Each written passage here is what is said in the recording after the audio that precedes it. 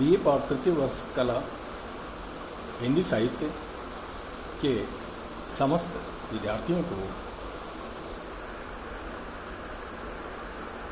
आज हम जिस विषय पर व्याख्यान देने जा रहे हैं वह है आधुनिक काव्य या काल की साहित्यिक प्रवृत्तियाँ। प्रिय छात्रों, आधुनिक काल की जो साहित्यिक प्रवृत्तियाँ हैं उनमें हम सर्वप्रथम सभी प्रवृत्तियों को सम्मिलित करते हुए उनका वर्णन प्रस्तुत करेंगे।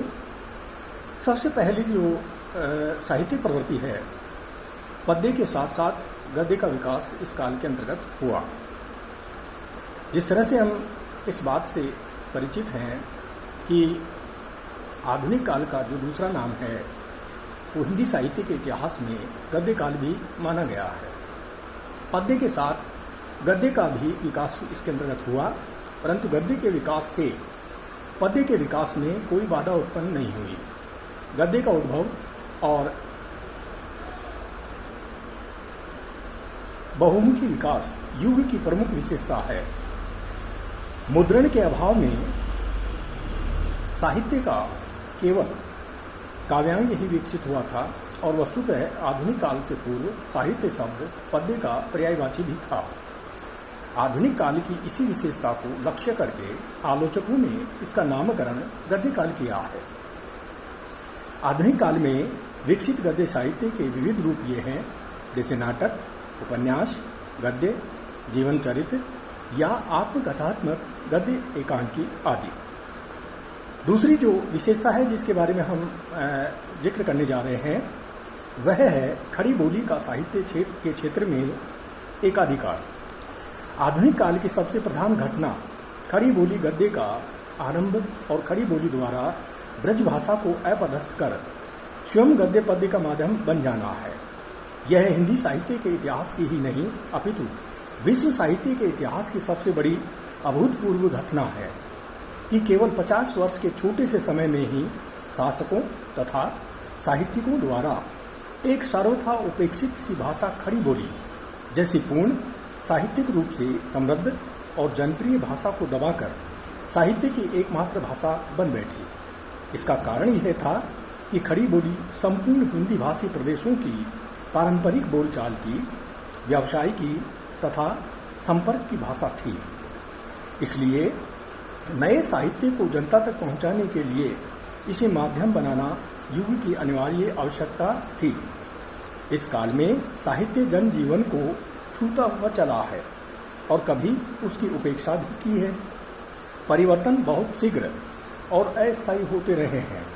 यह काल हिंदी साहित्य के संपूर्ण इतिहास में सबसे अधिक घटनापूर्ण, परिवर्तनशील और बहुमुखी रहा है। इसमें साहित्य के प्रत्येक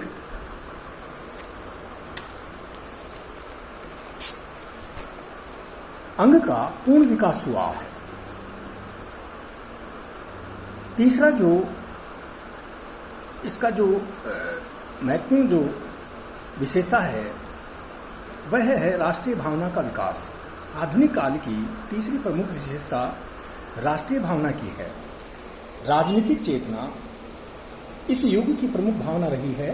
राजभक्ति, देशभक्ति, भारत के अतीत का गौरवगान,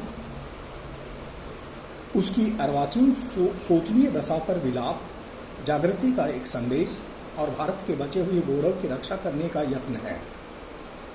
सामाजिक क्षेत्र में नव युग की चेतना, मानववाद का विकास भी इसमें हुआ। पांचवी है शैली के संबंध में क्रांति आधुनिक काल के अंतर्गत हुई।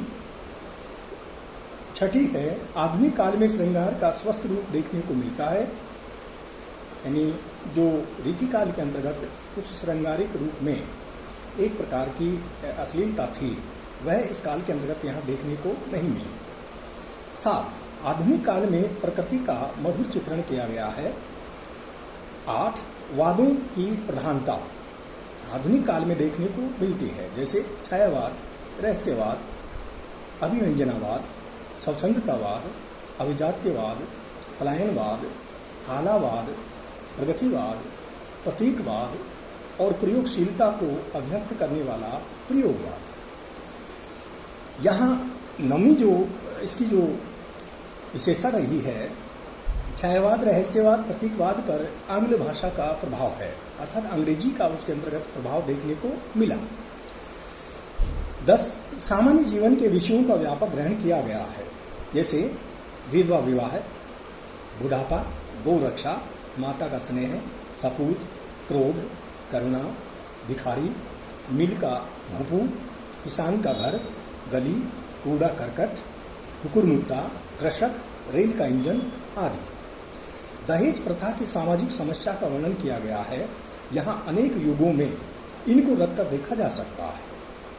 सबसे पहला जो युग इसका आता है भारतेंदु युग और उसकी प्रवृत्तियों में राष्ट्रीय चेतना का उन्मेष इसके अंतर्गत देखने को मिलता है। भारतेंदु युग में सामाजिक चेतना को नई दिशा, आर्थिक चेतना के आयाम, परंपरागत भावना, देशभक्ति, हास्य व्यंग्य का प्रवेश, रस की व्यंजना और प्रकृति चित्रण।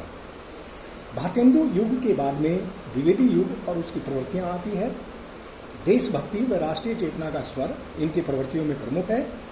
सांस्कृतिक राष्ट्रीयता का विकास इसके अंतर्गत हुआ। कांग्रेस और स्वदेशी आंदोलन की लहर इसके अंतर्गत चली। बौद्धिकता का व्यापक प्रभाव इसके ऊपर पड़ा। आधुनिक काल के महाकाव्यों में बौद्धिकता का समावेश मिलता है और इतिवृत्तात्मकता या गद्यात्मकता